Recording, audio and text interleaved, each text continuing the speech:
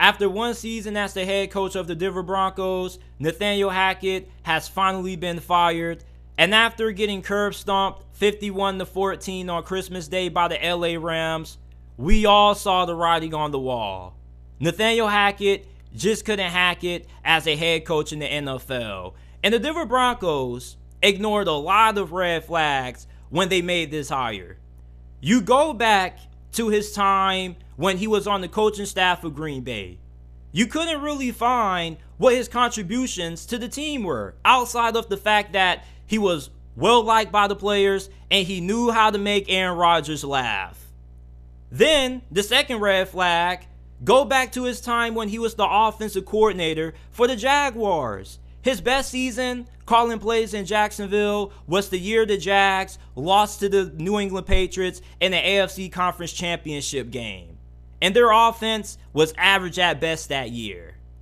So for the Denver Broncos, I don't know what they saw on Nathaniel Hackett's resume or what he said to them during his interview that gave them the confidence to name him their head coach for this season.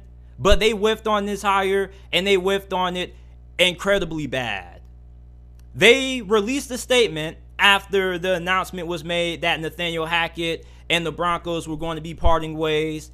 And I'm not going to read it. I'm basically just going to summarize it for you. Basically, what the Denver Broncos said in their statement was that, hey, Broncos Nations, we effed up on this hire. We apologize. You guys deserve better. And we're going to go about our next head coaching search with more due diligence, and we're also going to go about it way more smarter. And for the Broncos, you have to go about your next head coaching search in that manner, because this is probably the most important head coaching search that the Broncos have had in the history of their franchise right now, because you have to find a head coach that can squeeze the remaining juice that Russell Wilson has left in the tank, if any. Because right now, Russell Wilson looks cooked. Now, I do think if you can get your next head coaching hire right, the right guy can make Russell Wilson a serviceable quarterback. Because at the same time, you got to remember that when you have an incompetent head coach, he hinders and brings down the performance of the whole entire team. You see, many people who don't follow the Broncos that heavy, who may occasionally tune into a Broncos game every once in a while, they may see Russell Wilson play and they may be like, dang, when did Russell Wilson become this bad? How did he go from a top 10 quarterback in Seattle to one of the worst quarterbacks in the NFL in this short of a time? And the answer is simple: coaching. When you have incompetence at the head coaching position, it hinders and brings down the performance of the whole entire team. You see, in Seattle, Pete Carroll was able to put Russell Wilson in the system that maximized his strengths and minimized his weaknesses. But when you go to a bad head coach that's incompetent and doesn't really know what he's doing, he puts you in a system that minimizes your strengths and maximizes your weaknesses. And that's exactly what Nathaniel Hackett did with Russell Wilson this year. You know, Broncos fans were expecting to not only make it to the playoffs, but to potentially compete with Kansas City for the AFC West. And they didn't accomplish neither one of those goals.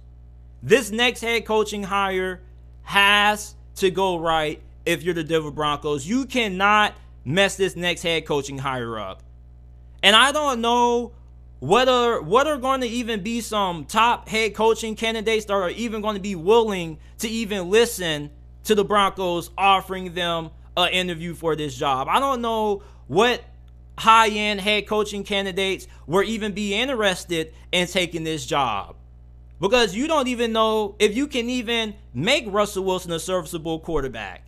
For all you guys who are going to say Sean Payton, you got to trade for him. What assets do you have to trade for Sean Payton? And even if you did have the assets and the resources to get Sean Payton, why would he want to come and coach Russell Wilson when he already looks cooked? And he already was dealing with quarterback problems his final year in New Orleans. I'm pretty sure he doesn't want to go to another situation with similar quarterback issues. Well, not similar quarterback issues, but another quarterback issue where you may not have great quarterback play. Yeah, I think Sean Payton probably would say, nah, I'm good off Denver. Kellen Moore, maybe. I think Kellen Moore definitely is going to be one of the top candidates that the Broncos are going to have on their list when it comes to doing their head coaching searches. Airbnb, he definitely is going to be there. You already know they always connect Airbnb to every head coaching job. And it seems like the NFL is really pushing for him to get one. So I think that Airbnb has a strong chance of being the Broncos' next head coach because he's one of the few people I could see actually taking this job. Now, I don't know if he's going to be successful because I have my reservations about Airbnb too. But, you know, those are just some names off the top of my head that I'm just throwing out there that maybe Denver could have interest in becoming their next head coach. But at the end of the day, Nathaniel Hackett just wasn't cut out to be an NFL head coach. Like I always say, these head coaches, most of them are great people, honest guys off the football field.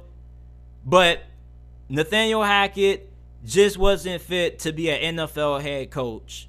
The resume wasn't there. The track record wasn't there.